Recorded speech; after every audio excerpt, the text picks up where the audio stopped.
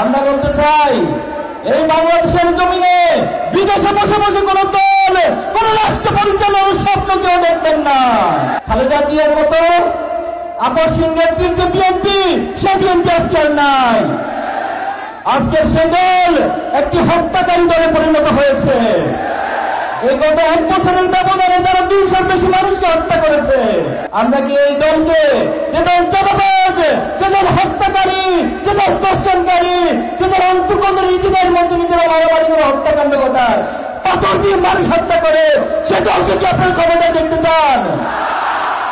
বাংলাদেশে দীর্ঘদিনের ফ্যাসিবাদ কায়েম করে এই সমাজের যারা আলেম ছিল, যার নেতৃত্ব স্থানীয় ছিল, যারা এই সমাজের ন্যায়ের পক্ষে ছিল, তাদেরকে খুনি হাসিনা বিভিন্ন সময় অন্যায়ভাবে হত্যা করেছিল। 2006 সালের 28 অক্টোবর পল্টনের মাঠে বাংলাদেশের মুক্তিকামী মানুষদেরকে দমিয়ে দেওয়ার জন্য খুনি হাসিনা সারা দেশ থেকে লগি বৈঠা করে ভাড়া করে খুনিদেরকে নিয়ে এসে ঢাকাতে নির্মমভাবে আমাদের ভাইদেরকে হত্যা করেছিল। আমাদের ভাইদের লাশের উপর পৈশাচিক কায়দায় নৃত্য করেছিল খুনি হাসিনার দোসররা। আমরা দেখেছিলাম একটি পাতানো নির্বাচনের মধ্য দিয়ে হাসিনা ক্ষমতায় এসে বাংলাদেশকে স্বাধীনতার সার্বভৌমত্ব থেকে স্তম্ভিত করে দেওয়ার জন্য আমাদের সবচেয়ে চৌকুশ সেনা অফিসারদেরকে হত্যা করেছিল। তারা আমাদের দেশ থেকে ইসলাম শূন্য করার জন্য শাপলা চত্বরে রাতে রাতে আলেমদেরকে হত্যা করেছিল। বাংলাদেশের প্রতি মুক্তিকামী মানুষদেরকে যারা এই সরকারের অন্যায়ের বিরুদ্ধে কথা বলেছিল, সরকারের অন্যায়ের বিরুদ্ধে যারা অবস্থান গ্রহণ করেছিল, তাদেরকে গুম খুনের মাধ্যমে খুনি হাসিনা হত্যা করেছিল, গুম করেছিল, নির্যাতন করেছিল। কিন্তু সেই নির্যাতনের ধারাবাহিকতায় এই প্রজন্মের মধ্যে একটি জাগরণ তৈরি হয়েছিল।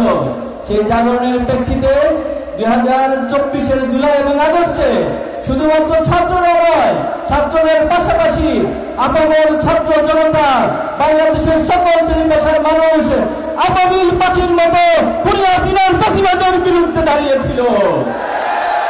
আমরা দেখেছিলাম যখন ছাত্ররা আক্রান্ত হয়েছিল, ছাত্রদের অভিভাবক শিক্ষকরা মাঠে নেমেছিল। যখন আমাদের ভাইয়েরা আক্রান্ত হয়েছিল, আমাদের বোনেরা তখন ভাইদের পাশে এসে দাঁড়িয়েছিল। যখন সন্তানরা আক্রান্ত হয়েছিল, তখন পিতারা, আমাদের মায়েরা তখন তাদের সাথে রাজপথে নেমে এসেছিল। সম্মিলিত সেই প্রয়াসের মধ্য দিয়ে খুনি হাসিনার পতন হয়েছে এবং খুনি হাসিনা তার পার্শ্ববর্তী রাষ্ট্রে পালিয়ে যেতে বাধ্য হয়েছে। সংগ্রামে উপস্থিতি, জুলাই এবং আগস্টের পর আমরা একটি নতুন বাংলাদেশের স্বপ্ন দেখছি। এই বাংলাদেশ ফ্যাসিবাদ মুক্ত, ন্যায় এবং ইনসাফের বাংলাদেশ প্রতিষ্ঠিত হবে। সেই স্বপ্ন, সেই অগ্রযাত্রা নিয়ে যখন আমরা সামনে এগিয়ে যাচ্ছি, আমরা দেখতে পাচ্ছি 90 ফ্যাসিবাদের মতবাদ নিয়ে আবার বাংলাদেশের উন্নয়নকে, বাংলাদেশের ন্যায় ইনসাফকে বাধাগ্রস্ত করার চেষ্টা করছে একটি দল। বিদেশ থেকে তারা দলকে পরিচালনা করছে। আমরা বলতে চাই, এই বাংলাদেশের জমিনে বিদেশে বসে বসে কোন দল, কোন রাষ্ট্র পরিচালনার স্বপ্ন কেউ দেখবেন না। এই বাংলাদেশকে নেতৃত্ব দিতে হলে বাংলাদেশের মানুষের সাথে বসে, মানুষের সাথে থেকে এই বাংলাদেশকে নেতৃত্ব দিতে হবে।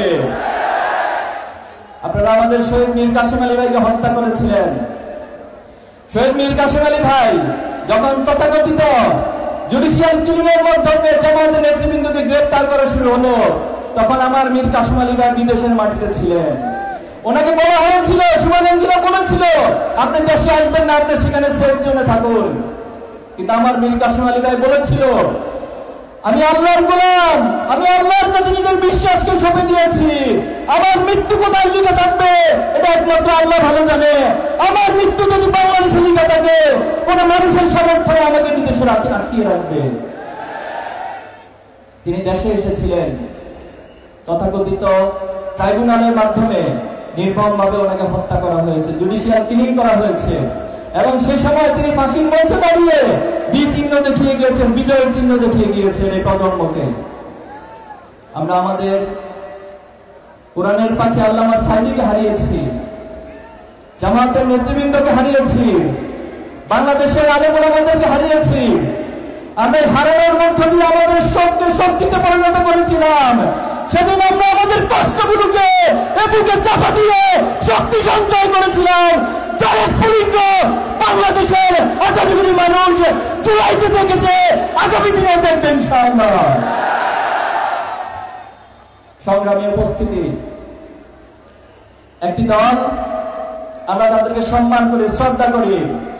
শহীদ প্রেসিডেন্ট জিয়াউর রহমানের হাতে গড়া দল যে বিএনপি, এখন আর শহীদ জিয়ার যে প্রেসিডেন্টের যে দল, তার যে চিন্তা ছিল, সে আদর্শের বিএনপি এখন আর নাই। খালেদা জিয়ার মতো আপসহীন নেতৃত্ব বিএনপি, সে বিএনপি আজকে আর নাই। আজকের সে দল একটি হত্যাকারী দলে পরিণত হয়েছে। এই গত 1 বছরের ব্যবধানে তারা 200-র বেশি মানুষকে হত্যা করেছে। 150-এর বেশি শুধুমাত্র তাদের নিজেদের অন্তর্কম্বলে তারা হত্যাকাণ্ড ঘটিয়েছে। আজকে বাংলাদেশে হাসিনা গিয়েছে, আমরা ভেবেছি এই বাংলাদেশ চাঁদাবাজ মুক্ত হয়ে যাবে, এই বাংলাদেশের জুলুম থাকবে না, অন্যায় থাকবে না, দর্শন থাকবে না, টেন্ডারবাজি থাকবে না। কিন্তু আমরা দেখতে পাচ্ছি নতুন একটি দল হাসিনার সেই যারা তারা নিজেদের কাঁধে তুলে নিয়েছে। তারা হাসিনার সেই রেখে যাওয়া কাজগুলো, অসমাপ্ত কাজগুলো বাস্তবায়নের উদ্যোগ গ্রহণ করেছে। আমরা আজকে চাঁপাইনবাবগঞ্জবাসীর উদ্দেশ্যে বলতে চাই, আমরা কি এই দলকে, যে দল চাঁদাবাজ, যে দল হত্যাকারী, যে দল দর্শনকারী, যে দল অন্তর্কন্দের নিজেদের মধ্যে নিজেরা মারামারি করে হত্যাকাণ্ড ঘটায়, পাথর দিয়ে মানুষ হত্যা করে, সে দলকে কি আপনার ক্ষমতায় দেখতে চান? আমরা কোন দলের কোন ব্যক্তির বিরোধিতা করি না। আমরা আপনাদেরকে হুঁশিয়ারি করে সাবধান করি, ভালো হয়ে যান। বাংলাদেশের রাজনীতি করতে হলে জুলাই এবং আকাঙ্ক্ষাকে লালন করতে হবে। ফ্যাসিবাদ মুক্ত মানসিকতা নিয়ে, উদারতার মানসিকতা নিয়ে বাংলাদেশের রাজনীতি করতে হবে। ইসলামী ছাত্র শিবির আপনাদের সকলের দোয়ায়, আমাদের মায়েরা বোনেরা আমাদের জন্য দোয়া করেছেন, রোজা রেখেছেন, নফল রোজা রেখেছেন। আমাদের ভাইয়েরা বাবারা দেশে বিদেশে বিভিন্ন জায়গা থেকে নফল রোজা রেখে আমাদের ভাইদের জন্য দোয়া করেছেন।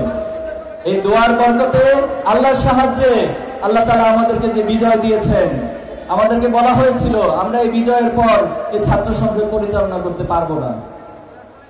আমরা কি পারছি ছাত্র সংসদ পরিচালনা করতে? শুধু পারবো না, ইনশাআল্লাহ আমরা রেকর্ড করে দিব বাংলাদেশে। বাংলাদেশের ছাত্র সংসদ কিভাবে পরিচালনা করতে হয়, অতীতের সকল রেকর্ড ভেঙে আগামী দিনে একটি উজ্জ্বল মডেল স্থাপন করবে আমাদের ভাইরা ইনশাআল্লাহ। আমরা যখন মাদক মুক্ত করার জন্য উদ্যোগ গ্রহণ করছি, একটি পক্ষ আমাদের বিপক্ষে দাঁড়িয়ে যাচ্ছে। বিভিন্ন সিন্ডিকেট ভেঙে দেওয়ার যখন উদ্যোগ গ্রহণ করছি, একটি পক্ষ আমাদের বিপক্ষে দাঁড়িয়ে যাচ্ছে। আমরা সবাইকে হুঁশিয়ারি করতে চাই, খুনি হাসিনার পতনের মধ্য দিয়ে বাংলাদেশে আর কোন ফ্যাসিবাদী আধিপত্যবাদী রাজনীতি চলবে না। চাঁপাইনবাবগঞ্জ সীমান্তবর্তী এলাকায় এখানে আমাদের ভাইদের বোনেদেরকে বিভিন্ন সময় গুলি করে নির্মমভাবে হত্যা করা হয়েছে। আমাদের তথাকথিত বন্ধু রাষ্ট্র, তারা আমাদেরকে বন্ধু রাষ্ট্র পরিচয় দিয়ে এসেছে এতদিন। বন্ধুর পরিচয় দিয়ে দিয়ে তারা বারবার আমাদের বুকের মধ্যে চুরিকাঘাত করেছে। তারা আমাদের দেশের সীমান্তে গুলি করে মানুষ হত্যা করে, আমাদের দেশের নদীগুলোকে বাদ দিয়ে খরা তৈরি করে, বন্যা তৈরি করে। তারা আমাদের দেশের শত শত মায়ের বুক খালি করা গণহত্যাকারী খুনি হাসিনাকে যে আশ্রয় দেয়, তারা কখনো আমাদের বন্ধু হতে পারে না। আমাদেরকে বিভিন্ন ভাবে ভয় দেখাতে আসেন। নিজেদের চিন্তা করুন, আমাদেরকে নিয়ে ভাববেন না। নিজেদের চরকায় তেল দিন, নিজেদের রাজ্যগুলিকে কন্ট্রোল করুন, বাংলাদেশকে নিয়ে ভাববেন না। মুক্ত একটি যুব সমাজ গঠন করে এই বাংলাদেশকে গড়তে চাই। এই বাংলাদেশে কোনো বৈষম্য থাকবে না। এই বাংলাদেশের চাকরির জন্য কোন নেতার পিছনে যুবকদেরকে, বেকারদেরকে ঘুরতে হবে না। বরং প্রত্যেক যুবকের কাছে, প্রত্যেক যোগ্য ব্যক্তির কাছে যারা নেতা থাকবেন, তারা তাদের দায়িত্ব, তাদের কর্তব্য পালন করবেন, তাদের কাছে তাদের হকগুলোকে পৌঁছে দিবেন। ন্যায় বিচারের জন্য আপনাদেরকে আদালতে আদালত ঘুরতে হবে না। কোন বিচারক, কোন আইনজীবীর পিছনে আপনাকে ঘুরতে হবে না। বরং ন্যায় বিচার এসে আপনার দরজায় এসে ন্যায় বিচার প্রতিষ্ঠিত হবে। আমরা এমন একটি বাংলাদেশের স্বপ্ন দেখছি। সেই বাংলাদেশ গড়ার তত্ত্বে এই চাঁপাইনবাবগঞ্জ থেকে সে জোয়ার শুরু হবে ইনশাআল্লাহ। সে প্রত্যাশা ব্যক্ত করে আল্লাহর কাছে সাহায্য চেয়ে আল্লাহ মহান আল্লাহ আমাদেরকে সাহায্য করুক। সে সাহায্যের মধ্য দিয়ে আগামী দিনের স্বপ্নের বাংলাদেশ, স্বপ্নের চাঁপাইনবাবগঞ্জ গড়ে উঠুক ইনশাআল্লাহ।